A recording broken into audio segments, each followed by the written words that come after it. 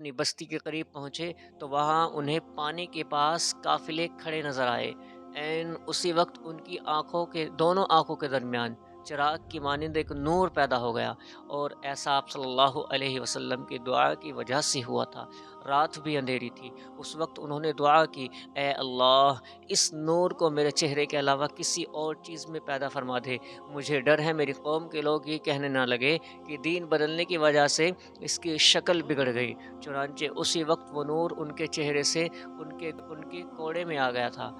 अब उनका कोड़ा किसी कंदील की तरह बिस्मिल्लाहिर्रहमानिर्रहीम। इस्लाम की तारीख़ ऐसे वाक़यात से भरी पड़ी है जो दिलों को रोशन कर देते हैं और ईमान को ताज़ा कर देते हैं।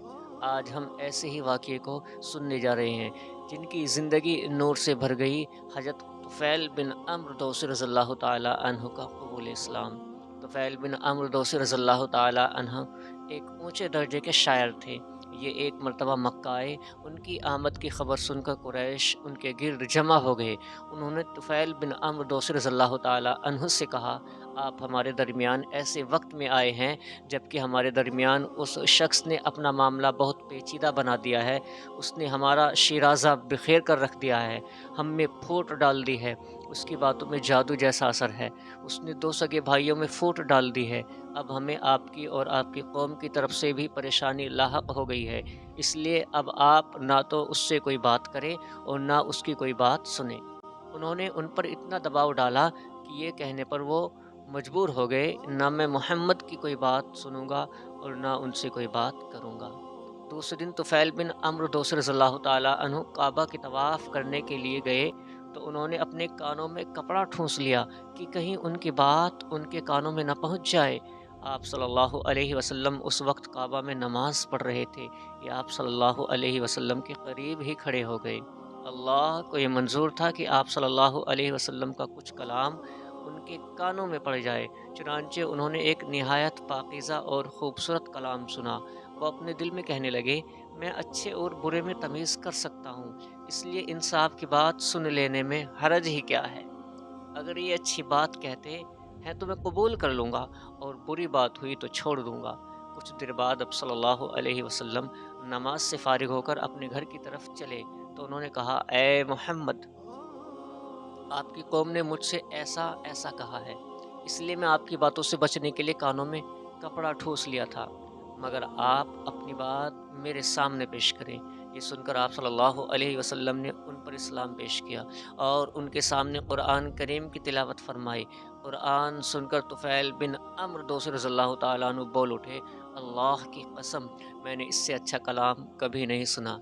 इसके बाद उन्होंने कलिमा पढ़ा और मुसलमान हो गए। फिर उन्होंने अर्ज़ किया, ए अल्लाह के नबी, मैं अपनी कौम में ऊँची हैसियत का मालिक हूँ। वो सब मेरी बात सुनते हैं, मानते हैं। मैं वापस जाकर अपनी कौम को इस्लाम की दावत दूँगा।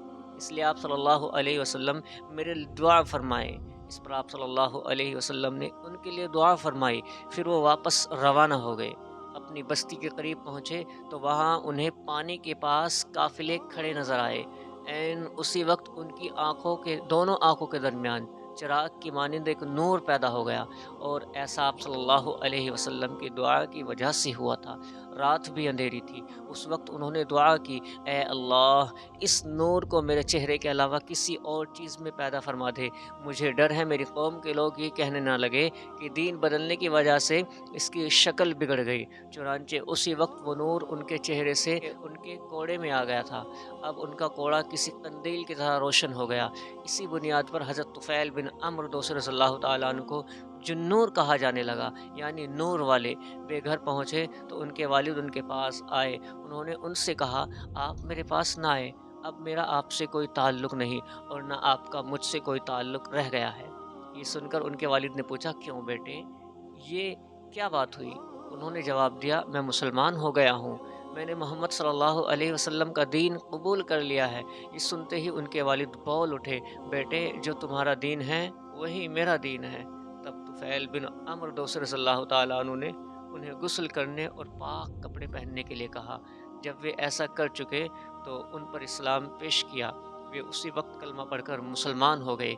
फिर उनकी बीवी उनके पास आई, उन्होंने भी इस्लाम कबूल कर लिया। अब उन्होंने अपनी कौम के लोगों पर इस्लाम पेश किया। وہ لوگ بگڑ گئے۔ یہ تھا حضرت طفیل بن عمرو دوسی رضی اللہ تعالیٰ عنہ کا ایمان لانے کا واقعہ، جو ہمیں سکھاتا ہے کہ سچائی کی آواز دل تک ضرور پہنچتی ہے، چاہے کتنی ہی رکاوٹیں کیوں نہ ہو۔